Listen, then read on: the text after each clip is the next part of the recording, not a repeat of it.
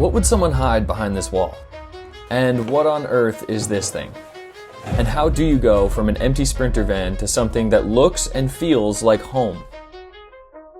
This video is the entire process of my latest van build that took me 5 months working overtime to complete, starting right now with gutting the van.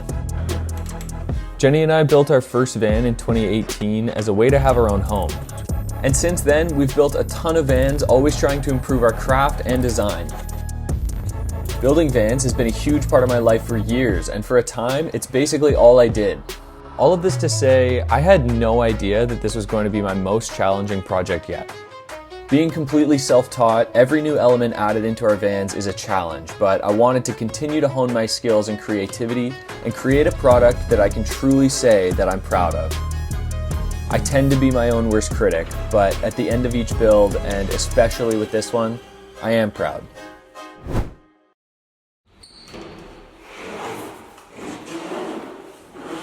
I should also mention that this is the first van I'm building entirely alone. Or I should say mostly alone. Without a doubt, it'd be nice to have a second person for this. Every project needs a solid plan because one of your first tasks is going to be wiring your van. It's crucial that you do as much of this as you can before you start because once you add walls and ceiling, it becomes very hard to add more wires. For me, framing comes next, and I like to go minimal here. You're adding points to connect to your future walls and cabinets, so you just need a few good anchor points that are firmly secured to the metal ribs of the van. I like to add some PL adhesive to the back of these for extra measure. It's also a good idea to cut any holes in your van as early as possible and all at once, so I'm moving on to my vent fan. I like to make a small wood frame so the fan screws have something to bite into.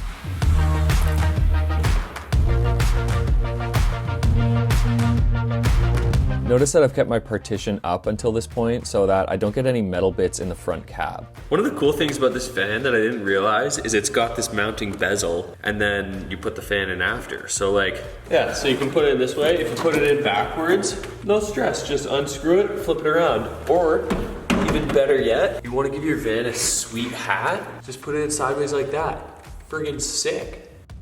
And I would be moving on to other big holes that I'll be cutting, but I don't actually have my pods yet, so I'll move on to the insulation until they arrive.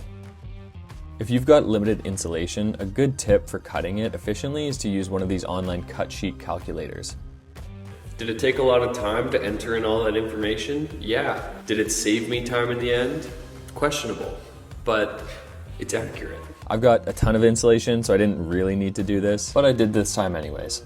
My plan was to cut everything at once and then install it all at once, but my hands got really tired from cutting, so I went back and forth from cutting to installing, back to cutting a little more, and installing a little more.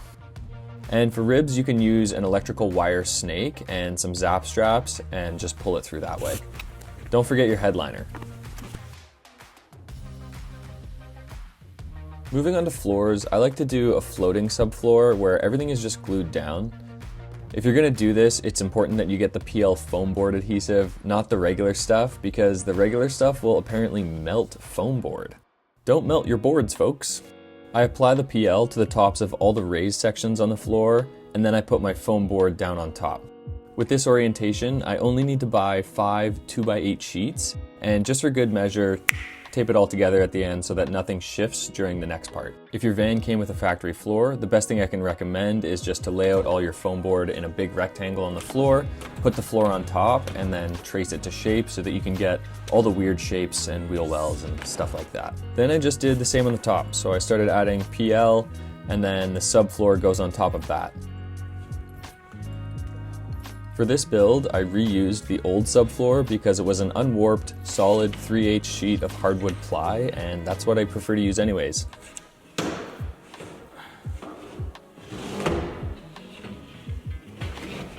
yeah, that's funny. I'm kind of in the way. Noise. Yeah, I wanted to avoid just sliding it as much as possible. So we don't scrape off the stuff. Now, once everything is in place, you need to weigh it all down for a day or longer if possible. I use these third hands because they can apply a ton of pressure, and I loaded everything into the van that had some sort of weight. I find plywood is great as well because it's heavy and flat, so you get really nice even distribution.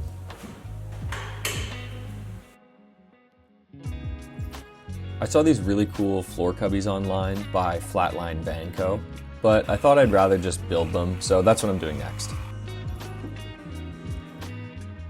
I used this camp light I had to give the opening some curve, and that's part of the beauty of building things. You can just sort of use whatever and do whatever works.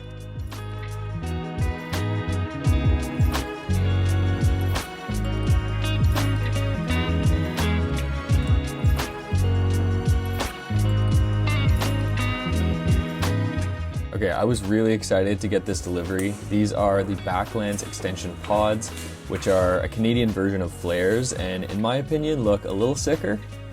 They bump out the side of your van to give you extra space, which in these sprinters is pretty essential in my mind for a widthways bed, at least for me. I'm not sponsored by them, I just think they're cool. The cutout for these is the same as factory windows, so you just follow the guide on the inside of the van, and just make sure that you thoroughly clean up all the metal and protect your edges from rust.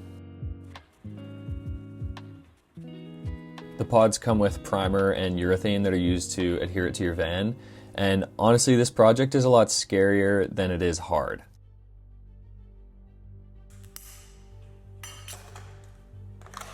The urethane is like window urethane and acts super quickly, so after a few seconds of pressure it just sticks. The most important thing in my mind is lining it up right.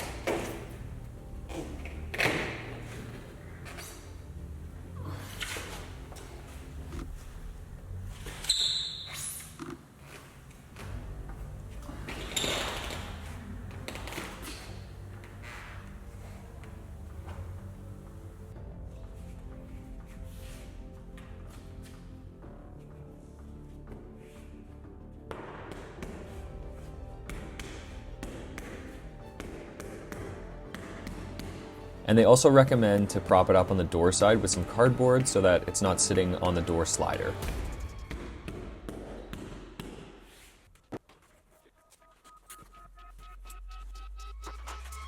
I'm gonna box out the inside of these and insulate them, so to maximize space, I cut out some more metal. I must have been busy at work because I forgot to film the construction of these boxes. I also made another small wall box you can see for the kitchen. My walls are a simple 1/4 inch birch plywood that line up with the framing that I installed. Make sure to measure and cut any holes for electrical wires when you're installing your walls. And I'm covering up these boxes, but you'll see why in a second. This is a really satisfying process that gives great results. Using a router and a flush trim bit, you can cut along the inside of your box, perfectly revealing the inside.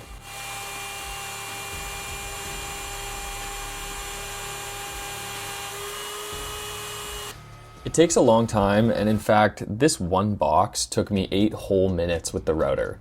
And maybe that means I need a sharper blade, but it's still worth it.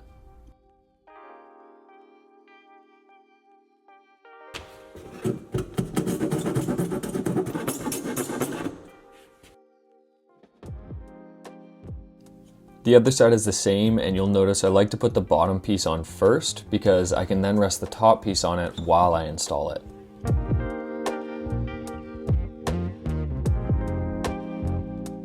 I'm not cutting this whole box out because I actually needed to take the wall down to give it a special arch flare. Now I'm starting cabinets. In a van, everything builds off of something else. The van has no straight lines, no plumb walls, no level foundation. So you need to create your own benchmarks that you can reference.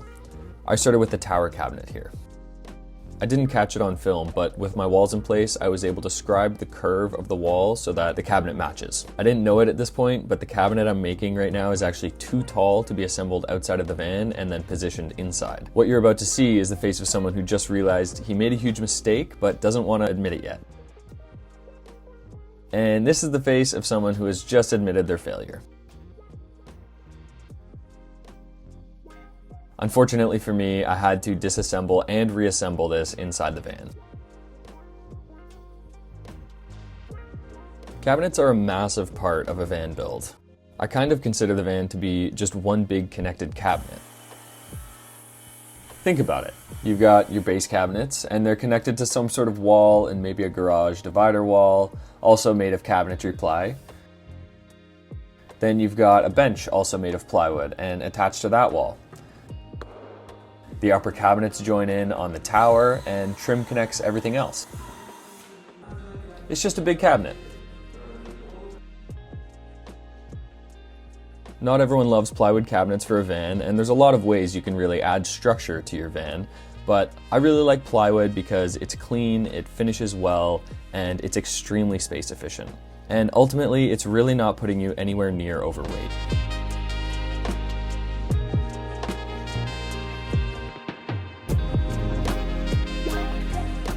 One of my favorite shop additions is my table saw workbench, and I honestly don't think I could have done this van without something to support my wood while I cut it, since I was working alone this time.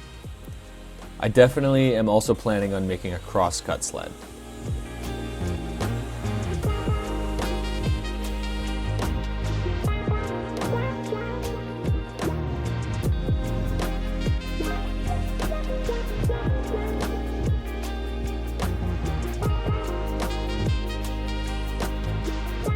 Sometimes I like to bounce around from project to project based on my energy levels or when products come in. So if my electrical system starts to show up, I'll shift to the battery box and start laying all that out because it's exciting.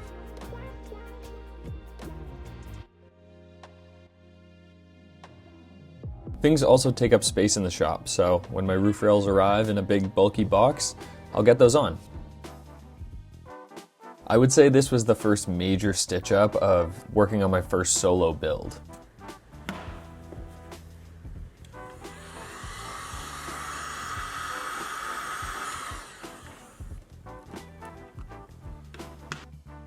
These roof rails require an Allen key on the top of the van and a socket wrench on the bottom at the same time. You're probably thinking what I was thinking, which is how am I supposed to be in two places at once?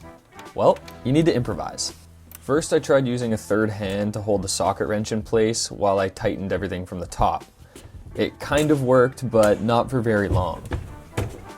This is my new solution because I just couldn't wedge the thing up there and have it stay the whole time. It worked for a couple, but it was too finicky. So I got one of these, which is the mounting bracket that I have for our solar panels that slides into the track here. So I put that on, and then I've got the Allen key just in there. And the Allen key would brush up against the bracket here, and I used a little bit of tape to just tape it all together so it just stay in that position the whole time. And then I would go to the inside and tighten it up from in there.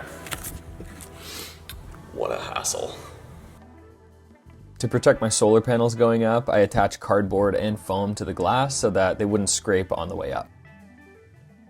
Moving up to the front of the van, I was lucky enough to find someone willing to swap their single bucket seat for my double. On the surface, this might look simple, but it was actually a really big hassle. Before removing the wiring harness to the seat, I disconnected my van battery, and then I did the seat swap, and even swapped the flooring with the other person so that it finished well in both of our vans. Unfortunately, this wasn't the end of it, because the pins in the wiring harness didn't line up with the new seat, so I had to take a trip to my local Mercedes. Luckily, the Sprinter tech there was an absolute legend and knew how to rewire all the pins and add a couple of resistors in different places to trick the system into thinking the old seat was still attached. Without this modification, I would have an airbag error on my dash for eternity. During this process, it made sense to add my Webasto air heater since I was putting it under the seat. I prepped everything on the mounting plate, then used a 4-inch hole saw to cut the van floor. A trick I learned from a Webasto trainer was to use this 4-inch galvanized HVAC tube to create a bushing to cover the edges and protect things underneath. Then I mark out the holes to secure the Webasto mounting plate, pre-drill them, clean up the metal and rust-proof the holes, and then install the heater. Another general tip I use when I'm able to is to use my ratcheting screwdriver with no bit in it to tighten hose clamps. Not all of them fit, but a lot do.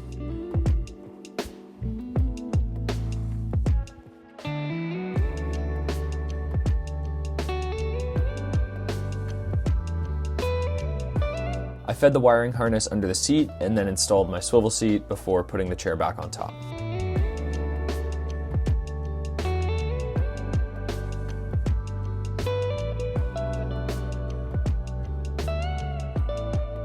With my tower cabinet now imprisoned inside my van, I started priming it along with the walls.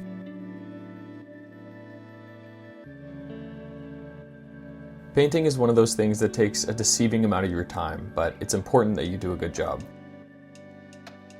To make things a little easier, I try to build myself up a tall order of things that just need the same paint so that I can smash it all out at once. Plus that way, it reduces the amount of times that you need to clean up.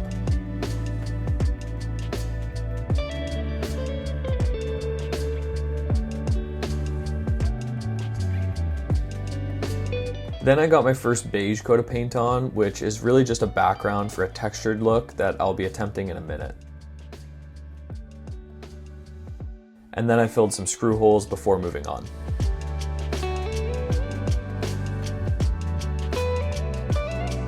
In our last van, we did Roman clay, and Jenny did that with a spatula. It's sort of like a clayish texture, I guess, and then you seal it off with a clear coat. This time we're trying to make the same kind of effect, but just with two paints, because we think it'll be a little more durable, especially on the back of a kitchen where it might get splashed on and stuff.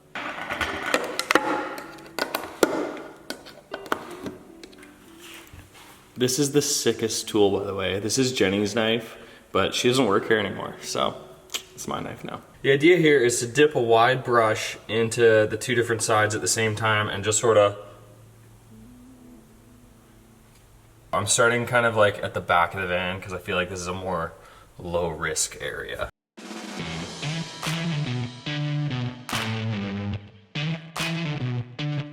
Unfortunately, the color was far too dark for what we were going for, so I went over it with a lighter beige, and with a darker coat underneath, it gave it the textured look that we were going for.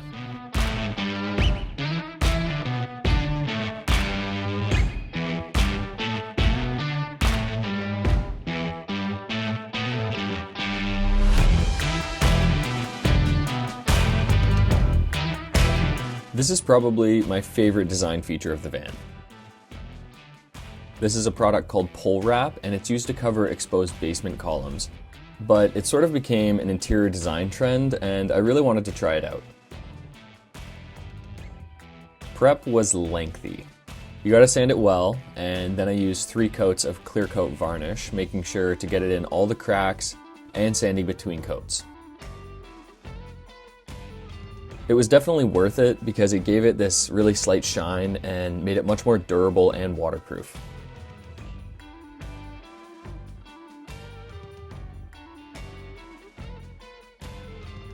I applied a bunch of PL construction adhesive to the boxes and then firmly pressed the pole wrap against the wall, trying to evenly distribute pressure across the entire sheet. I tried to make as few cuts as possible because with each gap you've cut, there's a point where things might not line up or your adhesive could squeeze through. I did have a little squeeze through on one of these and was able to clean it up pretty easily with a knife. Then I placed scrap pieces of plywood against the pole wrap and press those in with third hands to hold pressure for a whole day while it dried. These are a little finicky to set up, but I've learned that the trigger activated third hands are so much easier to use for basically any application, so that's the only kind I'll be buying in the future. They also apply a ton of pressure, so they really put these wall boxes to the test. Initially, I was going to paint inside this arch, but eventually just decided to do pole wrap in there too, since I thought it was looking really good and I just couldn't stop.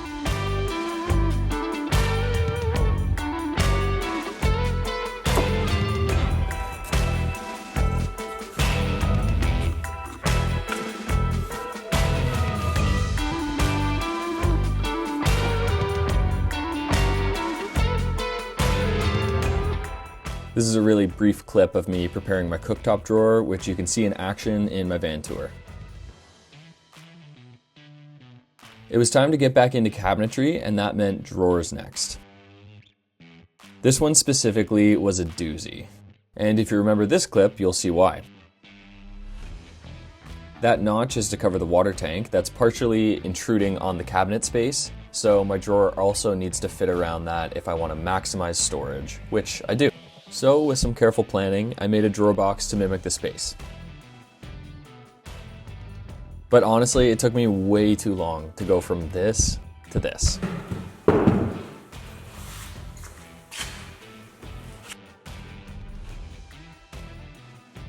After that, the next couple of drawers were easy peasy.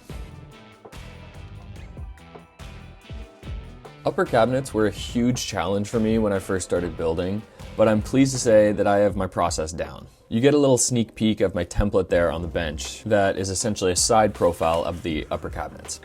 It fits perfectly against my walls and then onto the ceiling ribs, taking into account the unique angles of the van. This is a decent overview, but I'm thinking about making a whole video dedicated to these upper cabinets, so if that interests you, let me know in the comments. Each section of the cabinet gets some slight miter angle, so it all fits together nicely, so it really does take quite a bit of time to prepare everything. I noticed some smoke coming from my table saw while I was cutting all this, and it turns out I had a little patch of embers starting to burn in there. So, clean your table saw, folks. Along the bottom of my cabinets, I cut a groove for LEDs to sit, and it also helps hide screws, which you'll see in a minute. I use a diffused LED strip that I'll link in the description.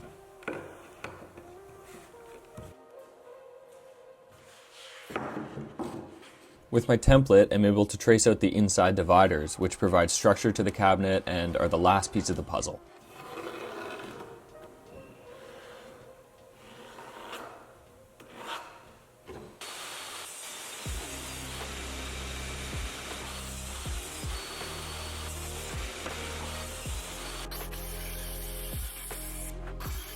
This is a lot of cutting, but I recently saw a cool jig that would speed up the process and ensure maximum accuracy.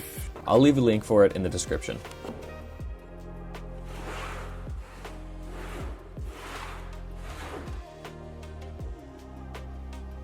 I prepare everything before assembly, which means pocket holes,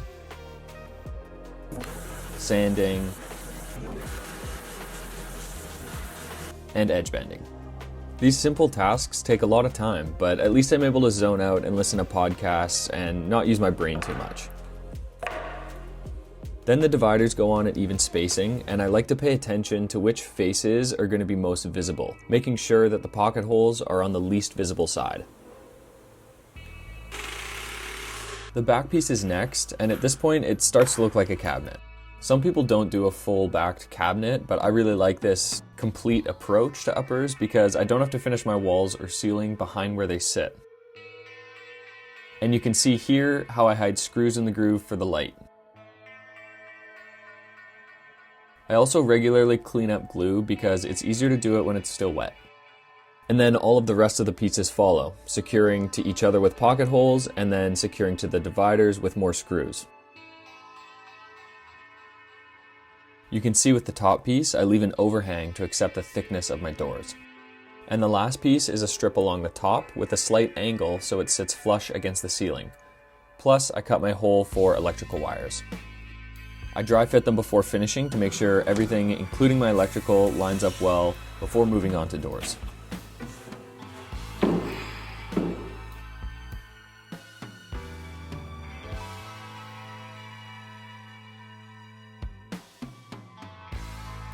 I'm doing a shaker style for these and keeping the natural wood tone of the birch plywood, making sure that the grain is flowing horizontally on all of the pieces so that it looks more consistent.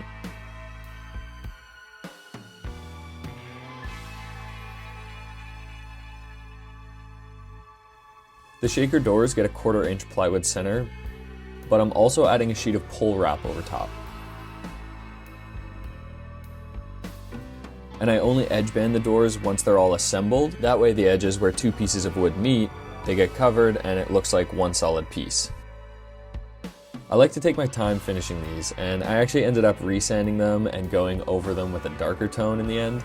It just matched the color of the pole wrap much better. Before I get the uppers in, I need to officially install my tower cabinet since they're going to be flush against it. Alright, I'm really hoping this is the last time I move this. I had to construct this inside the van just because of how tall it was. And I've just been moving it back and forth to try to create the illusion over there that there's nothing installed yet, even though I've had this in here for a long time.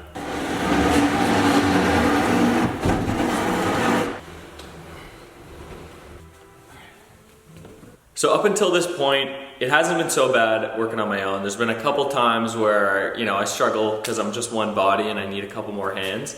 make it work. I think this one's gonna be pretty tough. Today, I'm gonna try to put up the upper cabinets. I've been working on them for about a week, trying to finesse the colors. We got it just right, got all the hardware installed, and now the part that I've just been like dreading, which is hoisting them up and trying to secure them. I really don't know how this is gonna go, but you know, I'll give it my best shot. One part I'm a little nervous about is that big bunch of wires over there. I need to feed that through a hole. We'll see how it goes. So I got the upper cabinets over here, got my muscles. Let's do this.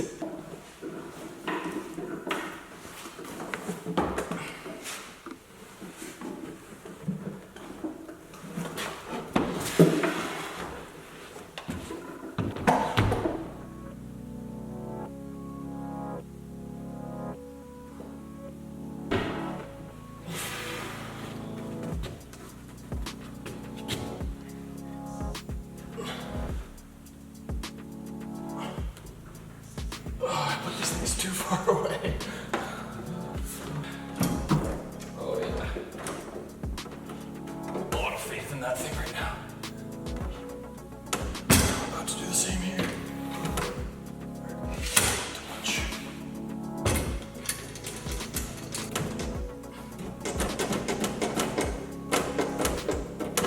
All right.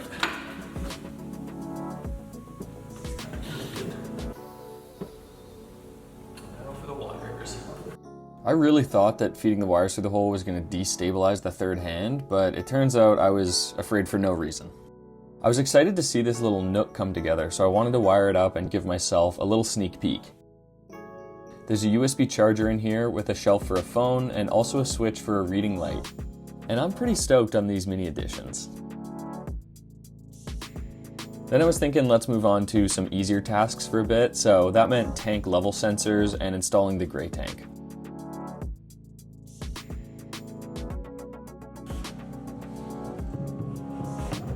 I got this little slider for underneath the van, and it's definitely my new favorite toy.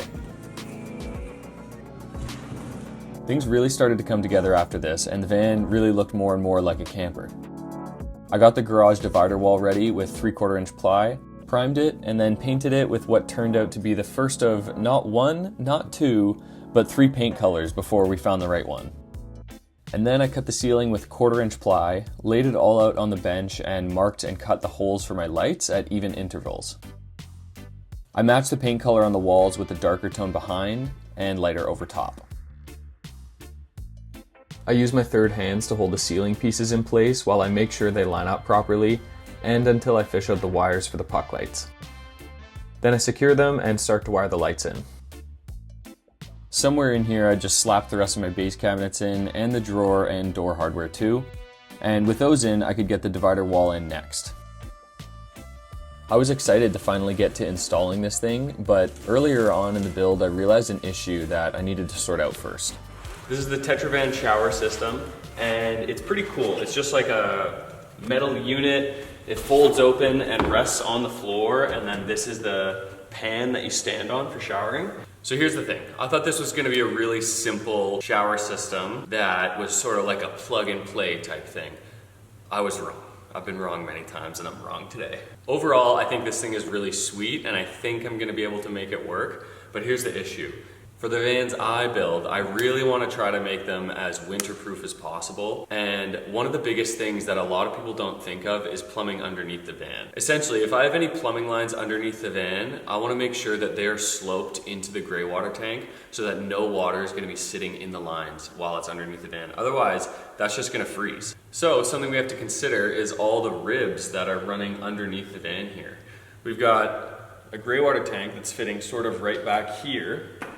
And just to the side of it is a rib that's running this way. And the gray water tank's sort of like up in this cavity. So I want all of my water to go down into that cavity, not somewhere else where it's gonna have to go underneath the ribs and back up into the tank, if that makes sense. If I drill the plumbing directly through the floor here, it's gonna go into a different cavity. I'm gonna have to go down and up, and then I'm just creating a pocket where water's gonna sit, and I don't like that. So with it raised just enough, I was able to plumb the drain lines inside the van and then over to my gray water tank's cavity, dropping it down from above. With the garage wall in, things really started to roll and I was able to get my freshwater tank in and electrical hub started. There's a ton of components that go into the electrical system and honestly, it's just too much for me to cover in this video, but I will share a link to Explorer's Life, which is, in my opinion, the best channel for electrical systems. From here, it felt like a lot of small projects were left, like the countertop, sink, and faucet, and at this point I was really starting to feel the rush to get things done. I had spent thousands more on shop rent than I wanted to, and while the van was mostly finishing touches at this point, finishing touches can still take a long time. So I called in for some help from the big dog herself.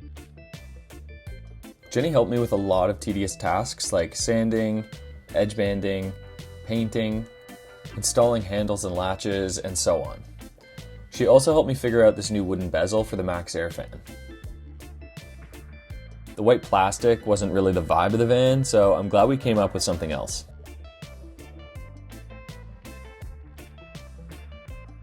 The top of the tower cabinet is a wardrobe, so I'm making a coat hanger for it.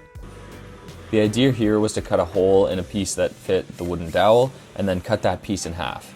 In reality, I found the half moon shape to be too shallow for the dowel to really securely sit in there, so I redid it with a deeper shape.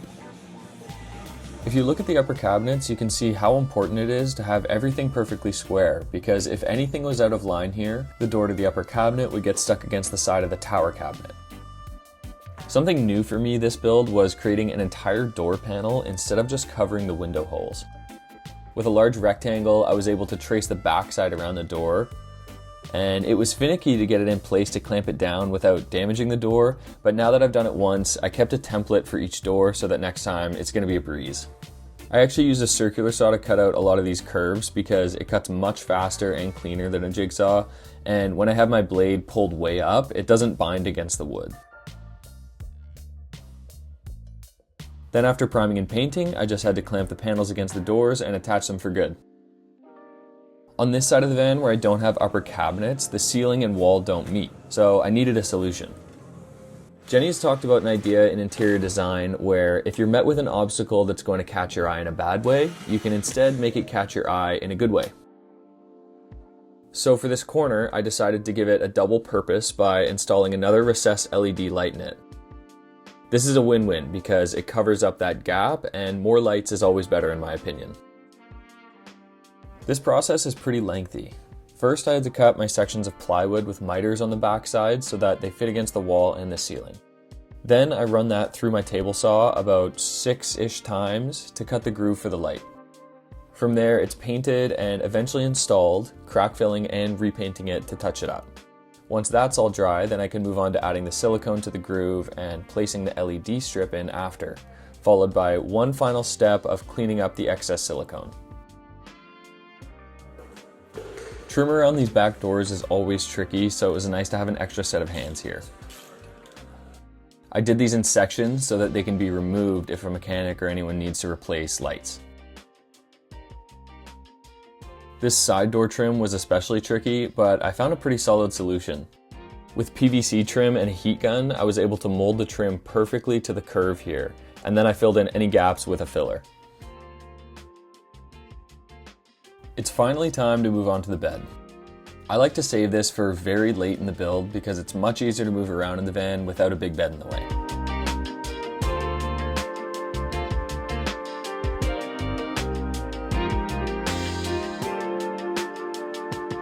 Over the bed on this wall, I thought things were looking a little plain, so I decided to add a shelf. We only have one other shelf in this build, which is on the end of the upper cabinet, so it's nice to add something else so that someone can add their own decorative touches to the van. Something I noticed during this process was that the top of the wall wasn't perfectly square to the pod opening, so I squared the shelf to the pod opening below, which was more visually appealing. Now moving under the bed, I'm closing off the utility areas. I want fully removable walls in this one for maximum access, so I created some simple door tracks for my walls to slide on. The main things with these was installing them perfectly straight so that things slid well. I also made some front walls with utility fans in them to help with air and temperature circulation. Then came another really late addition, which you'll see in a couple of minutes. Essentially, it's an end table that's going next to our bench, and it fills in an otherwise really awkward space in the doorway. We decided to use pole wrap here so that it tied in with the rest of the design because as of this point, it was only in the upper sections of the van.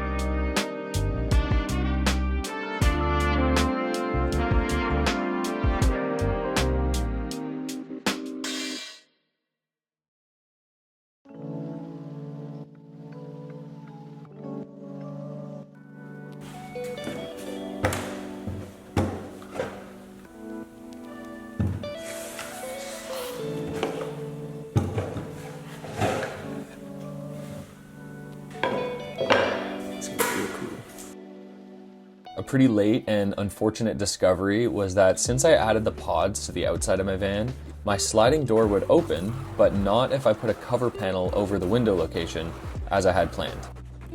Since I couldn't leave that area unfinished, I basically had no other choice but to order a window and wait for it to come in. As I said before, I think more light is always better, so I guess I really can't complain about adding another window. Factory windows installed just like the pods. First you cut out the panel, and then I like to add some Gorilla Tape to the seam every couple of feet to reduce vibrations that can cause warping of the metal while you're cutting. Then it's mostly the same process of filing the edges, cleaning up the metal shavings, rust protecting, and then since this edge is actually going to be visible from the inside, you need to add some trim lock to cover that exposed edge. There are a couple of spots in the sprinters where the edge gap gets a little wide, so it's good to have a mallet for assistance.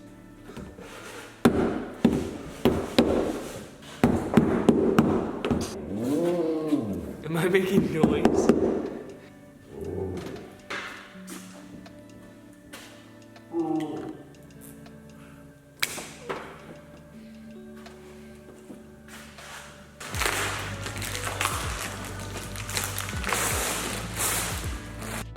Then you add primer to the van wall and your urethane over top.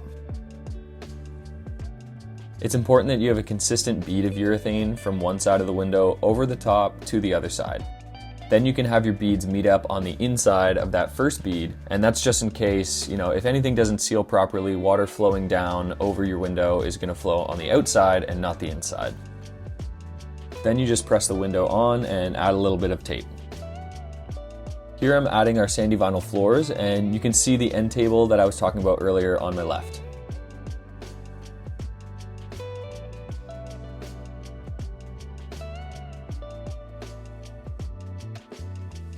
Jennie went through the van and touched up a whole bunch of things, added latches and lots of finishing touches, while I continued making small tweaks as well.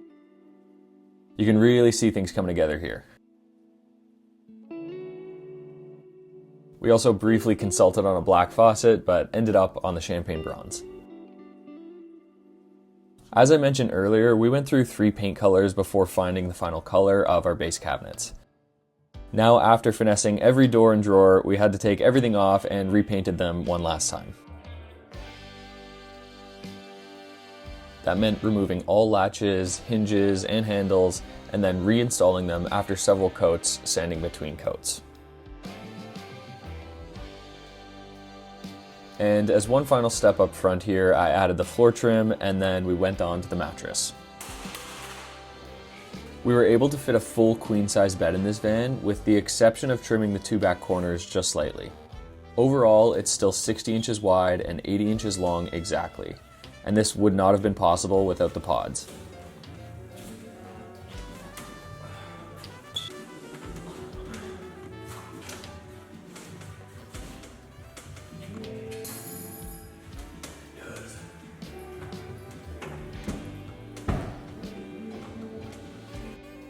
We also ended up finding this slide-out garbage, so I decided to throw that in too, and then Jennie sewed her famous cushion covers for the bench. If you want to know how she does that, she's actually got a Skillshare course on it, which we'll link below.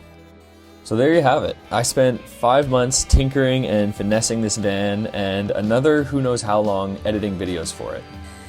If you found anything useful in this video, or if you enjoyed it in any way, I'd really appreciate it if you hit the like button and left a comment below. We're a pretty small channel, and that's a great way to help us grow and reach more people. And if you want to see more from us, consider subscribing. If you want to see the full finished van tour, it should be on screen now for you. And if you've made it this far and watched the entire 40 minutes of this video, you're a total legend, and I really appreciate you. Thank you so much for watching.